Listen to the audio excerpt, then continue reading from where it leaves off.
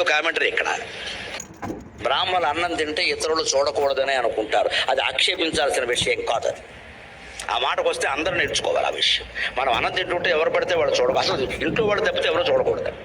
ఎవరు పడితే వాళ్ళు ఉండే కులం మతం కాదు, చూడకూడదు. అలా ఒకడు ఎక్కువ తింటాడమ్మా, ఎంత తింటాడో నేను నిన్న చూశాడు, చచ్చిపోతాడు వాడు అన్యాయంగా. ఒకడు బాగా బలహీనంగా తిన్నాడు, ఏమే తినడవా ఏనాసి, ఎందుకు నీకు ఎందుకు వచ్చిన కామెంటరీ ఇది?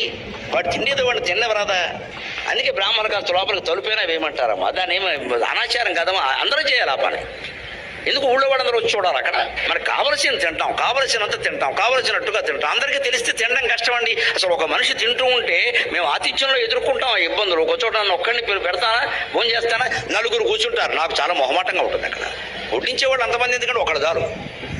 నలుగురు ఐదుగురు ఉన్నారనుకోండి, తిన్నాం. నాకు బూర్లు ఇష్టం, 4 వేసుకుంటా. అయ్యి బాబు గరిగిపాటి వారు బూర్లు బాగా తింటారో. ఇది ఒక కామెంటరీ ఇక్కడ. బ్రాహ్మణ